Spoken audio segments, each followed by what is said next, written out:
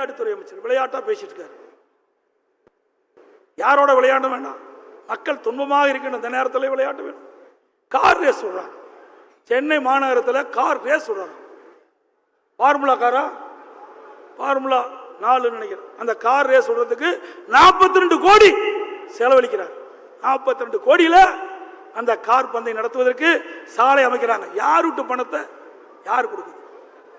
இன்னைக்கு மக்களுடைய வரி பணம் எப்படி ஊதாரித்தனமாக செயல்படுகிறது என்பதை எண்ணி பார்க்க வேண்டும். கஷ்டப்படுகின்ற மக்களுக்கு இந்த அரசாங்கம் உதவி செய்யல. அவள் விளம்பரத்தை தேடுவதற்கு அரசாங்க பணத்திலே அவருடைய குடும்பத்திற்கு நினைவு பேனா வைக்கிறதுக்கு இதுக்கு செலவு செய்ய தயாராக இருக்கிறாங்க. ஆகவே நாட்டு மக்கள் மீது அக்கறை இல்லாத ஒரு முதலமைச்சர் இன்றைய முதலமைச்சர் ஸ்டாலின் என்பதை நேரத்தில் தெரிவித்து, இந்த அனைவரும் இந்த செயற்குழு பொதுக்குழு கூட்டத்தில் கலந்துள்ள அனைவருக்கும், மேடைகளை வீட்டுகின்ற தலைமை கழக நிர்வாகிகளுக்கும் என்னுடைய இனிய புத்தாண்டு நல்வாழ்த்துக்களை தெரிவித்துக் கொள்கின்றேன்.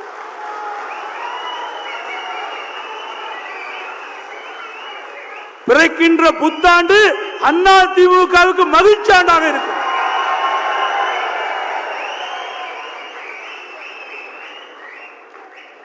அதே போல கழகத்துடைய நிர்வாகிகள் வருகின்ற இருக்கின்ற நகரச்சால், ஒன்றிச்சால், பேரூராட்சியாளர், பகுதி செயலாளர்கள் தலைமை கழகம் அறிவித்தபடி அற்புதமாக பூத் கமிட்டி அமைத்திருக்கின்றீர்கள், மகளிர் குழு அமைத்திருக்கின்றீர்கள், பாசறை அமைத்திருக்கிறீர்கள். அதற்கு என் சார்பாக, தலைமை கழகத்தின் சார்பாக அவளுக்கு நன்றியை தெரிவித்துக் கொள்கின்றேன். இந்த பூத் கமிட்டி அமைப்பதனுடைய நோக்கம், பூத் கமிட்டி வலிமையாக இருந்தால்தான் தலைமை கழகம் அறிவிக்கின்ற வேட்பாளர்களை வெற்றி பெற செய்ய முடியும். ஒரு கட்டடம் வலிமையாக இருக்க வேண்டும் என்று சொன்னால் அஸ்திவாரம் வலிமையா இருக்கணும். அப்பதான் அதுக்கு மேல் இருக்கின்ற கட்டடம் வலிமையா நிற்கும்.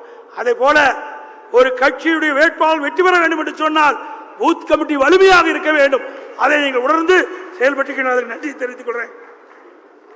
அதே போல அடுத்த செயற்குழு பொதுக்குழுல சிறப்பு அழைப்பாளர்களையும் அழைக்கப்படும். அடுத்த செயற்குழு பொதுக்குழுல சிறப்பு அழைப்பாளர்களும் அழைக்கப்படும். செயற்குழு பொதுக்குழு கூட்டத்திலே கலந்து கொண்டு அனைவரும் வாகனங்களில் பத்திரமாக வீடு திரும்ப வேண்டும் என்று அன்போடு கேட்டு எனது உரையை நிறைவு செய்கின்றேன். நன்றி, வணக்கம்.